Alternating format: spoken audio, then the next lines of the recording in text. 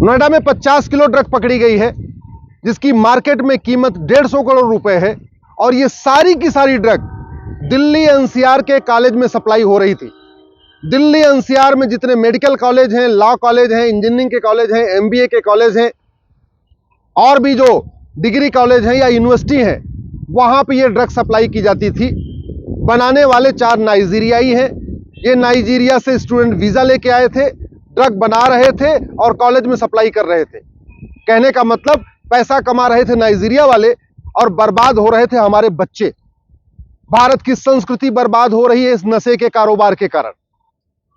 और ये नशे का कारोबार केवल दिल्ली में नहीं चल रहा है, ये उत्तर प्रदेश के लखनऊ में भी चल रहा है, महाराष्ट्र के मुंबई में भी चल रहा है, पंजाब के चंडीगढ़ में भी चल रहा है। और केवल राज्यों की राजधानियों में नशे का कारोबार नहीं चल रहा है, बल्कि हर जिले में चल रहा है।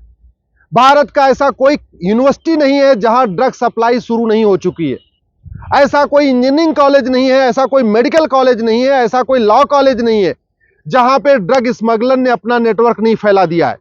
और इसका मूल कारण है घटिया कानून।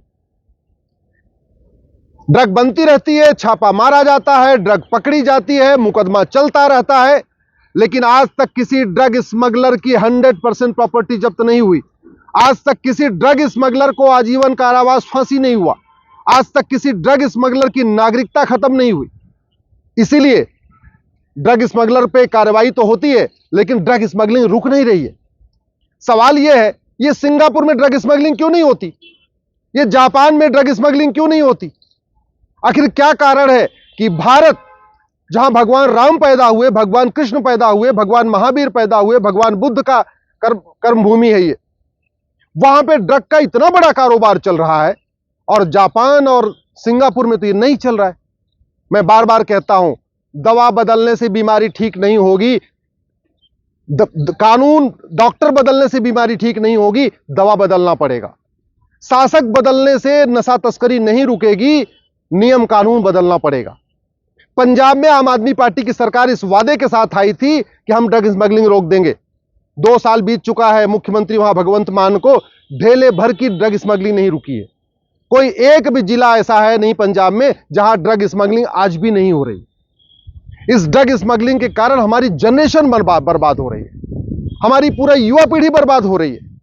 लाखों मां बाप नशेड़ी बच्चों से परेशान है, लाखों बहनें नशेड़ी पतियों से परेशान है, लाखों बच्चे नशेड़ी बाप से परेशान है। कितने घर तबाह हो चुके हैं, क्राइम बढ़ता जा रहा है। सबसे बड़ा यह कि भारत की संस्कृति बर्बाद हो रही है, धन भी बर्बाद हो रहा है, धन भी बर्बाद हो रहा है, स्वास्थ्य भी बर्बाद हो रहा है। इसके बावजूद कोई भी पॉलिटिकल पार्टी ड्रग स्मगलर को फांसी देने के लिए कानून बनाने की मांग नहीं कर रही। कोई भी सांसद और विधायक ड्रग स्मगलर की 100% प्रॉपर्टी जब्त करने, नागरिकता खत्म करने के लिए कानून बनाने की मांग नहीं कर रहा है। सवाल यह है कि नाइजीरिया से वीजा मिला, वो नोएडा आए, ड्रग बना रहे, ये वीजा ऐसा कैसे हो गया कि वीजा दिया लेकिन कभी वेरीफाई नहीं किया कि स्टूडेंट वीजा मिला है, तो ये जो वीजा लेके आए ये पढ़ते भी है कि नहीं पढ़ते। दूसरा, वीजा के वायलेशन पे कठोर दंड का भय नहीं है। अमेरिका में अगर आप वीजा रूल को तोड़ेंगे तो आपको 20 साल की सजा होगी। चीन में अगर आपने जो नियम है वीजा नियम उसको तोड़ा तो आपको 10 से 20 साल की सजा होगी। सिंगापुर में अगर आपने वीजा नियम तोड़ा तो आपको 10 से 20 साल की सजा होगी। भारत में वीजा नियम तोड़ने पर कोई सजा ही नहीं है। इसलिए लोग वीजा लेके आते हैं, स्टूडेंट वीजा लेके आते हैं, यहां ड्रग बनाते हैं और ड्रग सप्लाई करते हैं। स्टूडेंट वीजा लेके आते हैं, यहां धर्मांतरण के काम में लग जाते हैं। स्टूडेंट वीजा लेके आते हैं, यहां जगह जगह चंगाई सभा कर करके लोगों को कन्वर्ट करते हैं। स्टूडेंट वीजा लेके आते हैं, जगह जगह ट्राइबल्स के बीच में, आदिवासियों के बीच में धर्मांतरण कराते। मैं आप लोगों से आग्रह करता हूं, आप अपनी पॉलिटिकल पार्टियों के नेताओं से पूछिए कि आखिर नियम कानून बदलने में समस्या क्या है। कानूनों के बदलाव में कोई लागत तो आती नहीं। स्कूल बनाने की लागत आती है, कॉलेज बनाने की लागत आती है, रेलवे स्टेशन बनाने की लागत आती है, ट्रेन बनाने की लागत आती है, मिसाइल बनाने की लागत आती है, हर चीज की तो लागत आती है। लेकिन नियम कानून तो मुफ्त में बन जाता है। एक हाईवे बनता है, उससे मुश्किल से 1 करोड़ लोगों को फायदा होता है। कानून बनता है, उससे 100 करोड़ लोगों को फायदा होता है। मैं आप लोगों से हाथ जोड़ के निवेदन कर रहा हूं, यह दल गुलामी छोड़ दीजिए। नेताओं की गुलामी छोड़ दीजिए। ये पार्टियां और ये नेता ये भारत की संस्कृति बचाने नहीं आएंगे। भारत की संस्कृति आपको बचाना पड़ेगा। आप इस बात को समझिए कि जो समस्या भारत में है अगर वो चीन में नहीं है, इसका मतलब उनका कानून अच्छा है, हमारा कानून घटिया है। जो समस्या भारत में है वो सिंगापुर में नहीं है, इसका मतलब उनका कानून अच्छा है, हमारा कानून घटिया है। सिंगापुर में ड्रग स्मगलिंग पे फांसी की सजा है, हमारे देश में यह कानून क्यों नहीं बन रहा है? चीन में भ्रष्टाचार पे फांसी की सजा है, यह कानून हमारे यहां क्यों नहीं बन रहा है? जापान में अवैध घुसपैठ पे आजीवन कारावास की सजा है, यह कानून हमारे यहां क्यों नहीं बन रहा है? कुछ देशों में धर्मांतरण पे भी 20 साल की सजा है, यह कानून हमारे यहां क्यों नहीं बनता?